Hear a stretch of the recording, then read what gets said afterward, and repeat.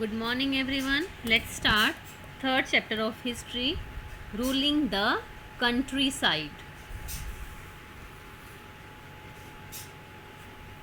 This is a story of company when it bought the right of Diwani of Bengal. On 12th August 1765, the Mughal emperor appointed the East India Company as the Diwan of Bengal. ये बात है बक्सर की battle के बाद की। 1764 में बक्सर का battle हुआ था। उसके बाद 1765 में मुग़ल एम्परर ने ईस्ट इंडिया कंपनी को बंगाल का दीवान जो है अपॉइंट कर दिया। इट मीन्स अब कंपनी के पास राइट था कि वो बंगाल के रिवेन्यू रिसोर्सेज को अपने लिए यूटिलाइज कर सके, वहाँ से जो है टैक्स इकट्ठा करे और उस टैक्स को अपनी मर्जी से यूज़ कर सके। The actual event most probably took place in Robert Clive's tent. जो एक्चुअल ये इवेंट था ये रॉबर्ट क्लाइव के टेंट में हुआ था, with few English man and Indians as witnesses. और इसमें कुछ अंग्रेज़ और कुछ इंडियंस थे as witness. But in the painting, अगर हम ऊपर की पेंटिंग देखते हैं, the event is shown as a majestic occasion. आपको ऐसा लगेगा कि जो ये इवेंट था दीवानी देने का इवेंट, ये बहुत ही बड़ा एक कोई समारोह फंक्शन ऑर्गेनाइज किया गया हो, taking place in a grand setting, और इसके लिए बहुत अच्छी ग्रैंड सेटिंग की गई हो। लेकिन जो पेंटर था जिसने ये पेंटिंग बनाई थी, he was commissioned by Clive. उसको क्लाइव ने पैसे दिए थे to record the memorable events in Clive's life. The grant of Diwani clearly was one such event in British imagination, जिसको कि वो लोग रिकॉर्ड करके रखना चाहते थे। As Diwan, the company became the chief financial administrator of the territory under its control. तो जब कंपनी को दीवान बना दिया गया बंगाल का, तो वो क्या बन गया? चीफ फाइनेंशियल एडमिनिस्ट्रेटर बन गया वहाँ का। Now it had to think of administering the land. अब इसको ये भी सोचना था कि इस लैंड को कैसे एडमिनिस्टर करे और इसके रिवेन्यू रिसोर्सेज को कैसे ऑर्गेनाइज करे कि उसको मैक्सिमम जो है उसको इनकम हो, पैसे मिलें। This had to be done in a way, उसको इस तरीके से करना था that could yield enough revenue to meet the growing expenses of the company, कि कंपनी अपने बढ़ते हुए खर्चों को पूरा कर सके बंगाल से आने वाली इनकम से। A trading company had also to ensure that it could buy the products it needed and sell what it wanted. और जो कंपनी है वो ये भी चाहती थी कि इसको जो प्रोडक्ट्स यहाँ से चाहिए वो इजीली खरीद ले, और जो ब्रिटेन की बने हुआ जो गुड्स थे उसको यहाँ पे बेचना चाहती है तो वो इजीली बेच भी सके। ओवर द ईयर्स, इतने सालों में कंपनी ऑल्सो लर्न, कंपनी ने ये भी सीख लिया कि it had to move with some great question, कि उसको कुछ सावधानी के साथ आगे बढ़ना पड़ेगा। बीइंग एन एलियन पावर, क्योंकि विदेशी पावर होने की वजह से it needed to pacify those, इसको उन लोगों को शांत रखना बहुत ज़रूरी था, संतुष्ट रखना बहुत ज़रूरी था, who in the past had ruled the country side, जिन्होंने पास्ट में कंट्री साइड में रूल किया था और अपनी अथॉरिटी और प्रेस्टीज को एंजॉय किया था। Those who had held local power had to be controlled, और जिनके पास लोकल पावर्स थी उनको कंट्रोल करना था। But they could not be entirely eliminated, उनको कम्प्लीटली निकालना नहीं था वहाँ से। How was this to be done? अब कंपनी के सामने क्वेश्चन ये था कि कैसे किया जाए ये सब। In this chapter we will see how company came to colonise the countryside, कि कंपनी ने कंट्री साइड को कैसे अपने कंट्रोल में लिया, ऑर्गेनाइज रिवेन्यू रिसोर्सेज, कैसे रिवेन्यू रिसोर्सेज को ऑर्गेनाइज किया, लोगों के राइट्स को कैसे रीडिफाइन किया, and produce the crops it wanted, और जो क्रॉप्स इसको कंपनी को चाहिए थी as to use as raw material, तो वो क्रॉप्स उसने यहाँ से कैसे उगाई, लोगों को कैसे मनाया उन क्रॉप्स को उगाने के लिए। So revenue for the company had become the Diwan, but it still saw itself primarily as a trader. Company Diwan तो बन गई थी बट अभी तक वो अपने आप को एज अ ट्रेडर ज़्यादा देख रही थी। It wanted a large revenue income but was unwilling to set up any regular system of assessment and collection.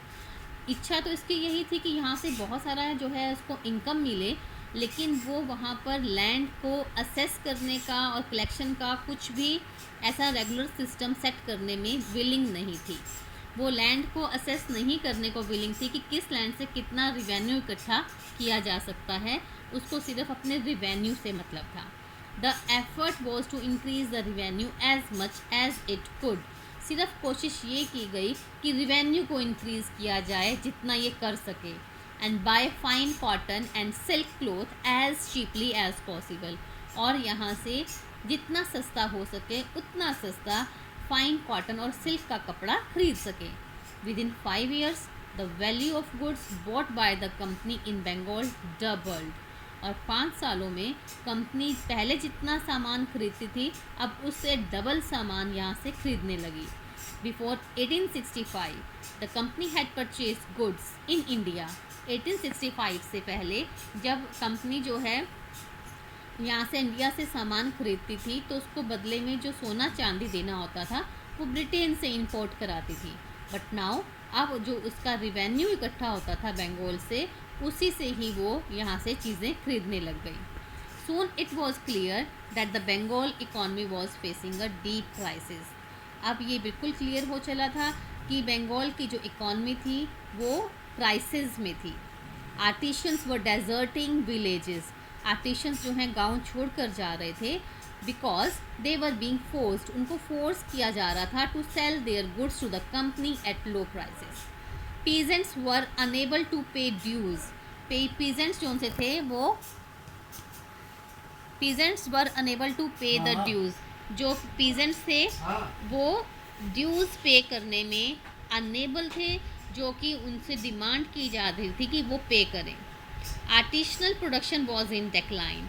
जो आर्टिशनल प्रोडक्शन था उसका भी डाउनफॉल शुरू हो गया, और साथ में जो एग्रीकल्चरल कल्टीवेशन था वो भी उसका भी जो है डाउनफॉल शुरू हो गया, because artisans did not want to sell their things at low cost, or peasants were not unable to pay the taxes that were imposed on them by the East India Company.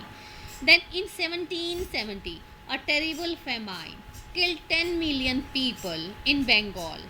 और 1770 में एक बहुत terrible जो है famine यानी कि सूखा पड़ गया, बारिश नहीं आई, तो इस वजह से 10 मिलियन जो लोग हैं बंगाल में वो मारे गए। About 1/3 of the population was wiped out. Next page.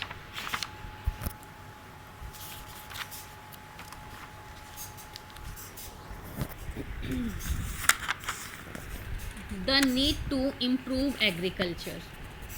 If the economy was in ruins, could the company be certain of its revenue income? अगर इकॉनमी बंगाल की इकॉनमी, मैंने आपको बताया कि वो क्राइसिस में थी, अगर एक इकॉनमी र्यून हो रही है तो क्या कंपनी के लिए पॉसिबल था वहाँ से रिवेन्यू इकट्ठा कर पाना? No. Most company officials began to feel that investment in land had to be encouraged and agriculture had to be improved. अब जो कंपनी के ऑफिशियल्स थे उनको ये महसूस हुआ कि लैंड में इन्वेस्टमेंट करना बहुत ज़रूरी है और जो एग्रीकल्चर है उसको भी इम्प्रूव करना बहुत ज़रूरी है, तभी जो है उनका रिवेन्यू रिसोर्स जो है उनको ज़्यादा से ज़्यादा इनकम दिला सकेगा। How was this to be done? अब ये काम कैसे किया जाए? तो after 2 decades of debate, 2 decades debate के बाद on the question the company finally introduced the permanent settlement in 1793. Company ने वहाँ पर एक नया पॉलिसी लगाई, that was permanent settlement. It can be your internal also कि when permanent settlement was introduced in 1793. And what was permanent settlement? By the terms of the settlement, the Rajas and Talukadars were reorganized as zamindars. जो rajas थे, तालुकादार्स थे, तालुकदार्स थे, उनको ज़मींदार बना दिया गया। They were asked to collect rent from the peasants, और उनको कहा गया कि वो जो पीजेंट्स हैं उनसे जो है रेंट इकट्ठा करें and pay revenue to the company, और कंपनी को पे करें। The company amount to be paid was fix permanently, और कंपनी ने जो अमाउंट कंपनी को पे किया जाना था वो कंपनी ने परमानेंटली फिक्स कर दिया। इट मीन्स जो राजा और ताल्लुकदार थे उनको एक फ़िक्स अमाउंट कंपनी को देना होता था, और कंपनी को कोई मतलब नहीं था कि वो पीजेंट से कितना अमाउंट ले रहे हैं। That is it was not to be increase ever in future. ये परमानेंट सेटलमेंट था जिसको कि फ्यूचर में नहीं, इस जो अमाउंट कंपनी को दिया जाना था वो फ्यूचर में नहीं बढ़ाया जा सकता था। It was felt that this would ensure a regular flow of revenue into the company's coffer and at the same time encourage the ज़मींदार to invest in improving the land। Company को ये लगा कि उनके पास एक regular जो है flow रहेगा रिवेन्यू का, चाहे फेमाइन है चाहे फ्लड है, they will get a regular income, fixed income. और उनको लगा कि ज़मींदार जो हैं लैंड को इम्प्रूव करने के लिए इन्वेस्ट करेंगे, बट ज़मींदारों ने ऐसा कुछ भी नहीं किया। Since the revenue demand of the state would not be increase, अब क्योंकि रिवेन्यू डिमांड तो कंपनी बढ़ा नहीं सकती थी, उन्होंने फिक्स कर दी थी, द ज़मींदार would benefit from increase production from the land. और जब कभी भी लैंड में प्रोडक्शन बहुत अच्छा होता था तो ज़मींदारों को बहुत फ़ायदा होता था, वो ज़्यादा जो है पैसा इकट्ठा करते थे किसानों से, और कंपनी को उनको एक फ़िक्स अमाउंट देने के बाद काफ़ी कुछ उनके पास बच जाता था। Now what was the problem with the permanent settlement? This can be your question also. The permanent settlement however created problems. क्या प्रॉब्लम्स थी? कंपनी ऑफिशियल सून डिस्कवर्ड, जल्दी ही कंपनी के ऑफिशियल्स ने डिस्कवर कर लिया that the zamindars were in fact not investing in the improvement of the land. जो ज़मींदार हैं वो लैंड की इम्प्रूवमेंट के लिए कुछ भी इन्वेस्ट नहीं कर रहे हैं। The revenue had been fixed was so high that zamindars would found it difficult to pay. और जो कंपनी रिवेन्यू जो फिक्स किया था कंपनी ने वो बहुत ज़्यादा था, और कभी कभी ज़मींदार भी पे नहीं कर पा रहे थे। इफ़ कभी फेमाइन है या कुछ प्रॉब्लम है तो वो नहीं पे कर पाते थे। Anyone who fail to pay the revenue, और जो ज़मींदार रिवेन्यू पे करने में फेल हो जाता था तो उसकी ज़मींदारी उससे छीन ली जाती थी।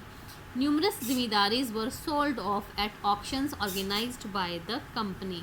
और बहुत सारी ज़मींदारीज जो हैं इस वजह से कि वो लोग रिवेन्यू नहीं पे कर पाए, तो कंपनी ने ऑक्शंस यानी कि नीलामी के ज़रिए वो ज़मींदारीज किसी और को सेल कर दी, उस पर्सन को जो कि फिक्स्ड रिवेन्यू पे करने के लिए तैयार हुआ। By the first decade of 19th century the situation change. क्या चेंज आया? The price in the market rose. Market में प्राइस एग्रीकल्चर प्रोडक्शन का जो है, प्रोड्यूस का जो है प्राइस बढ़ गया, और and the cultivation slowly expanded. This meant an increase in the income of the zamindars. इसकी वजह से क्या था? इसका मतलब था कि ज़मींदार्स की इनकम में इंक्रीज होना, बढ़ना, but no gain for the company. लेकिन कंपनी को इससे कोई फ़ायदा नहीं हुआ क्योंकि वो उनको जो है फिक्स्ड अमाउंट ही मिलना था। It could not increase the revenue, क्योंकि वो रिवेन्यू इंक्रीज कर ही नहीं सकते थे क्योंकि उनका जो था अमाउंट फिक्स परमानेंटली था। Even then the zamindars didn't have an interest in improving the land. Zamindars were in profit at the time also, they were not interesting in improving the land. Some had lost their lands in the earlier years of settlements। अभी जैसे मैंने आपको बताया कि जो ज़मींदार थे जिन्होंने रिवेन्यू पे नहीं किया था उनसे उनकी ज़मींदारी छीन ली गई थी, तो बहुत सारे ज़मींदारों ने अपनी लैंड्स तभी गंवा दी थी। Others now saw the possibility of earning without the trouble and risk of investment. अब जो बाकी ज़मींदार थे उनको लगा कि जब हम बिना इन्वेस्टमेंट किए ही हम इतना कुछ कमा रहे हैं तो हमें इन्वेस्टमेंट क्यों करना चाहिए। As long as the zamindar could give out the land to the tenants and get rent, they were not interested in improving the land. जब तक जो ज़मींदार हैं वो अपनी ज़मीन को टेनेंट्स को या किराए पर देते थे, तब तक जो है उन्होंने लैंड को इम्प्रूव करने का इंटरेस्ट शो नहीं किया। On the other hand, in the villages, the cultivators found the system extreme oppressive। और दूसरी तरफ जो कल्टीवेटर्स थे, जो खेतों में काम कर रहे थे, उनको ये सिस्टम बहुत ऑप्रेसिव लगा।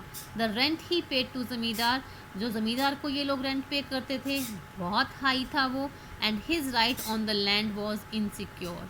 और उसका कल्टीवेटर का जो लैंड के ऊपर अधिकार था वो इनसिक्योर था। To pay the rent, he had to often take a loan from the money lender। तो ज़मींदार को रेंट पे करने के लिए बहुत बार उनको मनी लेंडर से पैसा उधार लेना पड़ता था।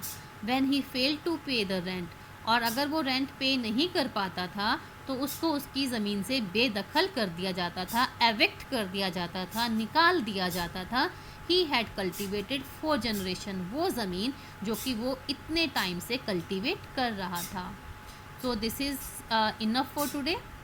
आई होप आपको अच्छे से समझ में आया होगा.